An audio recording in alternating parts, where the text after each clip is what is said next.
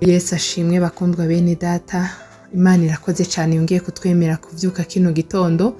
Ni mwene so igira neza divine muri kumwe n'ubundi nkuko bisanzwe. Imana yo mwijuru tugiriye neza. Hanyuma rero ndafise umurongo w'ijambo ry'Imana nashaka ko dusangira imbere yo gusenga Imana tukishira mu maboko y'Imana nkuko dusanzwe tubigenza.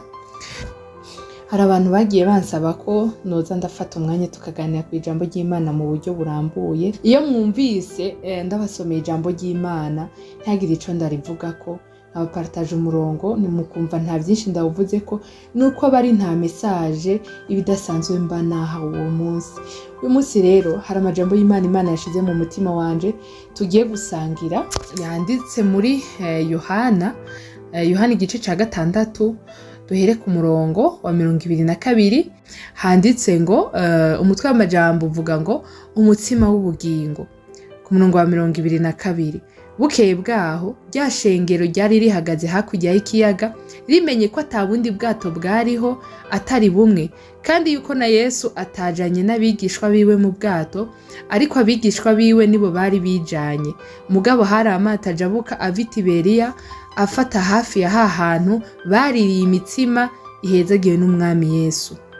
Ku murongo wa 24 nuko iryo shengero ribonye ko Yesu atariho ari n'abigishwa biwe nabo ari uko rija muri ano mato rijabuka i Kaperinaumu rirondera Yesu.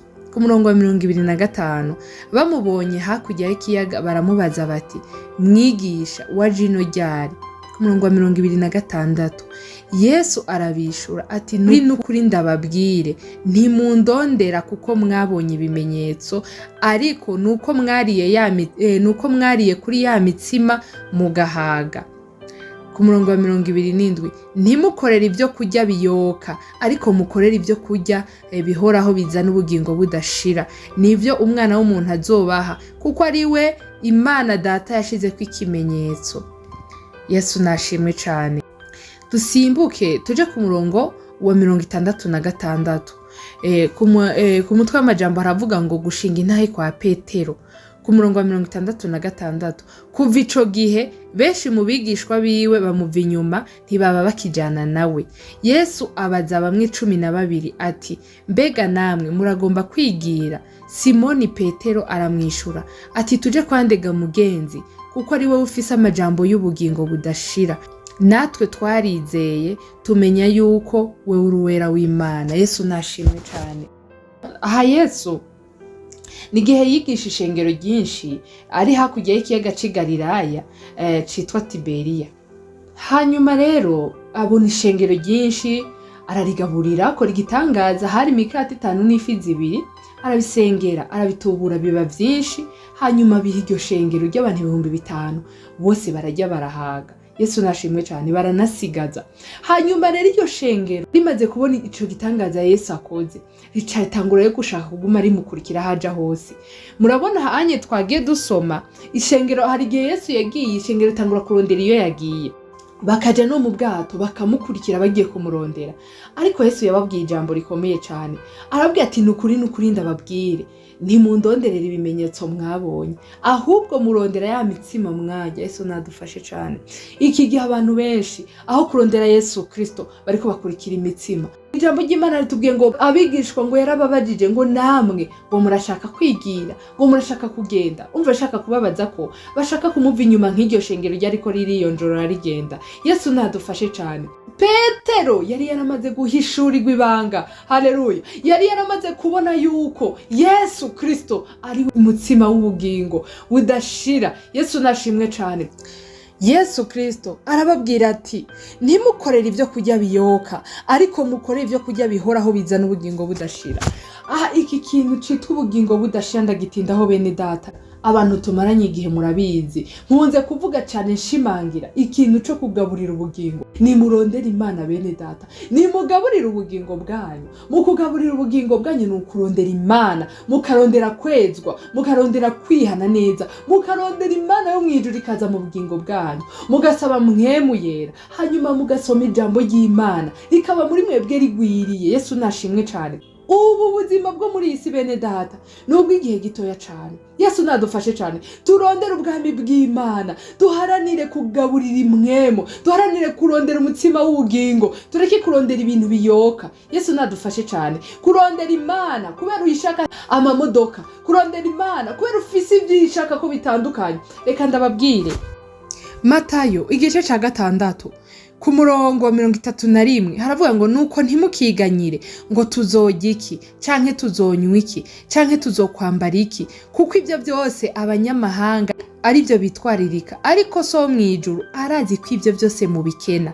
Ku murongo wa 33 ariko mubanze mwitwaririke ubwami bw'Imana n'ukugororoka kwayo, niho ibyo byose muzovyongerwa. Yesu nashimwe cyane ngo tubanze twitwararike ubwami bw'Imana ngo no kugororoka kwayo, ngo niho n'ibyo byose ngo muzovyongerwa. Ngo tubanze twitwararike iby'ubwami bw'Imana ngo no kugororoka kwayo, ngo rega ngo data wo mwijuru ngo arabizi ko ibyo tubikena. Rero ikibazo abantu dufise twebwe turacurika ibintu, ni ukuvuga ngo tuba dukurikira Imana dufise ibyo turiko turayishakako. Ngaho nkurikira Imana izompibi, ngaho nkurikira Imana impibi, hariya narumvise barasengera abantu bakabona ibi, hariya narumvise baratanga ibi nibi, ugakurikira wewe. Ni ukuvuga ngo Imana hajya Yesu arakwitegereza akabona ukurikira imitsima kabisa. Hanyuma Yesu wabonye yarabafatiriye ngo nimugende ngo nimugume hano. Oya, Imana yaraduhaye ubwenge bwo guhitamwo. Imana yaraduhaye ubwenge bwo guhitamwo. Ni wahitamwo imitsima, Imana yo mwijuru irakubona. Kandi ni wahitamwo imitsima, ishobora no kuyirekera ikareka no kuyiguha rwose, ikareka kuyiguha ikakwihorera. Kandi ya mitsima ni wayibura ukaba wakurikiye Imana, ukurikiye imitsima. Imana idufashe cyane. Ubu uzocika intege, hazogira igihe ucika intege nyene, ubivyanke kukomeza wiyonjorore ubivemo. Yesu yaciye abaza abo bigishwa biwe 12, arabaza ati none namwe murashaka kwigira? Mwumva yarabinginze ngo yango ndabinginze ntimumve inyuma. Oya, bari barabonye ibimenyetso. Yesu arakwereka akakwereka inzira, hanyuma nawe ugahitamo, kuko aguha ubwenge. Yesu yaraje atwereka inzira y'agakiza. Nutamenya ubwenge guhitemwo neza, uzogira ikibazo gikomeye cyane. Yarabajije abigishwa biwe ati none namwe murashaka kwigira? Nukuvuga mu yandi majambo yashaka kumviriza nabo ko bakurikiye imitsima nk'abandi. Simoni Petero niwe yaciye amubwira ati tuje kwandega mugenzi ko ari wewe ufise amajambo y'ubugingo budashira. Yesu nashimwe.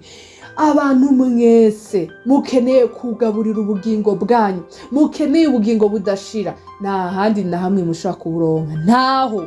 Yesu nashimwe cyane. Muntu uri kuranyumviriza uyu munsi, umenye neza ko iyo uri kuraja hose inzira yose uri kurafata, umenye neza ko atayindi nzira nimwe zo gushikana ku bugingo budashira atari inzira ya Yesu Kristo. Yesu nashimwe cyane.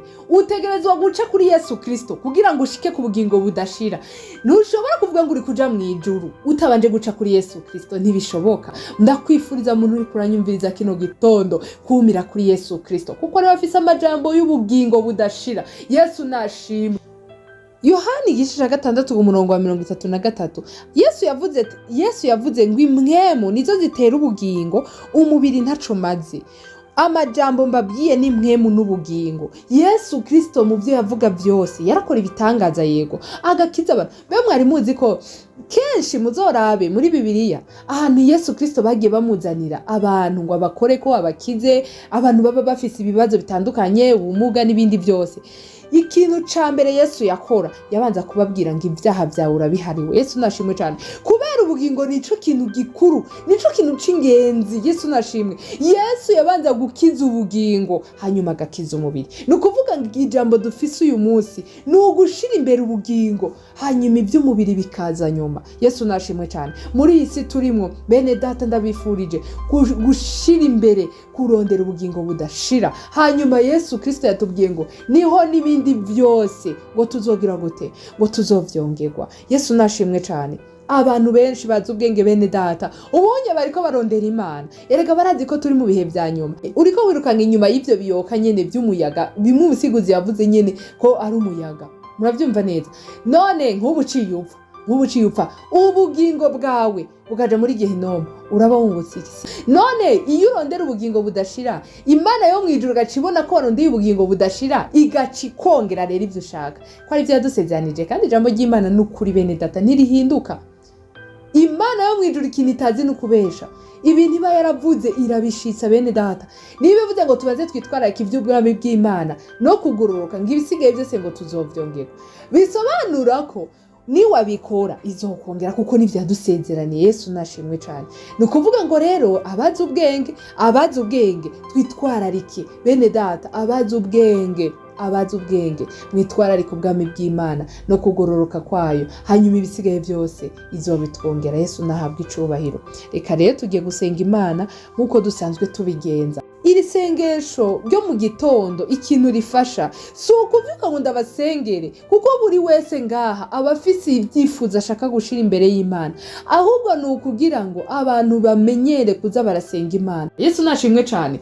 Wegera Imana, uyigira umugenzi, uyihamagare, urondere kwezwa no kugororoka, hanyuma umenye neza ko isengesho ryawe riduga imbere y'Imana ata muntu n'umwe urinze gucako. Yesu nashimwe. Uyihamagare, wishikire, menyera gusenga Imana wewe nyene ku giti cawe. Yesu nashimwe cyane. Ni watangura kuzurimenyeza, kuzuravyukira imbere y'Imana buri gitondo uzogera aho ube mu buzima bwo gusenga, wisange noneho ubugingo bwawe busigaye burekrama guhora imbere y'Imana, usange usigaye ubaho mu buzima bukomeye bwiza cyane bwo mu Mana. Yesu nashimwe cyane. Tugiye gusenga rero. Mana data wa twese uri mwijuru, wagize neza kutuvyura amahoro Mana, twagiye tubona twikangura, si bisanzwe namba na gato. Yesu Kristo, naco dufise twovuga atari kugushimira, kuko mwami si bisanzwe. Hari benshi bavyiyumviriye, ndetse hari n'abandi bari bapanze imigambi itandukanye myinshi cyane kandi yogira akamaro, ariko Mana batemerera kuvyuka uyu munsi. Mana yo mwijuru rero twebwe watugiriye neza, nuhabwa icubahiro. Kandi urabizi Yesu yuko hamwe n'ivyo tuca tugira ko tugasengera abantu batagiriwe amahirwe yo kurara neza, abantu baraye baguwe nabi, abantu baraye nabi, abantu baraye bararira, abantu baraye bahagaze, n'abantu bari bafise ibitotsi canke itiro ariko bakabura uko baryama, bakabura aho baryama. Mana bo bose tubakoranirije hamwe, turabakweretse mwami Yesu Kristo, imfuvyi n'abapfakazi, abatagira shinge na rugero, abaraye batubitse umukanda mu nda, babuze ico gufungura, babuze ico kugaburira abana, abo bose tubashize imbere yawe Mana. Umuntu wese ahari, hari abatagize n'amahirwe yo kuronka ubwo buryo bwo kubana natwe kino gitondo, kumbura kuba badafise aga telefone canke ngo babe bafise ubushobozi bwo kubana natwe hano ku mbuga nkoranyambaga, ariko Mana yo mwijuru, ijisho ryawe, inyonga zango zinyurangana mw'isi yose. Niyo mpamvu mwami Yesu buri wese uramuzi, kandi ngo uratuzi, ngo uzi n'amazina yacu. Buri wese Mana hari, ndakwinginze wumva gusenga kwiwe, cyane cyane imfuvyi n'abapfakazi, abatagira shinge na rugero Mana, ubagenderere Yesu. Uyu munsi ubagiriye neza Mana, urema amashimwe mu buzima bwabo, uzobukoze Mana yo mwijuru. Hanyuma natwe Mana ucubana natwe uyu munsi Yesu, turagushimiye amajambo y'ubugingo duhaye, utwibukije kwimenyereza kubana nawe, kwimenyereza kukubaha, kwimenyereza kukurondera ubwami bw'Imana, ngo ibindi byose dukenera urabizi, ngo uzoca ubitwongera. Yesu rero ndakwinginze utwongere ku inzara n'inyota byo kukurondera, utwongere inzara n'inyota byo kurondera kugororoka no kugendera mu nzira yawe. Hanyuma uco tugira neza Mana, uduhe umugisha impande zose, uduhe kubaho neza muri iyi si Yesu, kugira ngo tugukorere twagukiwe atangorane nyinshi dufise. Uzobukoze Mana yo mwijuru. Ibisigaye Mana Imana ugira neza, uzi bidukwiye Mana, tukwetse uyu munsi Yesu. Eka Yesu, urabizi ko Satani atakinda akora, guma dutanga hirya no hino, aguma agerageza ibinabiriye kugira ngo atubuze amahoro, ariko mwami Imana data twese uri mwijuru, turabizi ko tubereye maso. Niyo mpamvu mwami Yesu Kristo tuguhamagaye ngo ubane natwe aho tuja hose Mana. Intambuko zose zacu zigengwe nawe, programe zose Mana twapanze zibe uzibemo, ibitari ibyawe byose ubyice. Ndakwinginze Mana yo mwijuru ngo utuyobore, ibi tujana ku mugisha waduteguriye biciye mu nzira wewe nyene ushaka, abari byo tunyuzamo ubitugeze ko nyakozo bukoze. Tegura mu mitego yose umwa Satani yateze mwami Yesu, ufungura imigisha yacu. Iyo umwa Satani yafashe mu buryo butandukanye, turayifunguje mu izina rya Yesu Kristo. Ubane natwe muri byose na hose, uri Imana ugira neza, uri Imana y'ubuntu n'imbabazi. Shishikara ubana natwe muri byose na hose, ni mu izina rya Yesu Kristo umwami wacu ndabisavyemwo, amena. Yesu Kristo abane namwe, murakoze.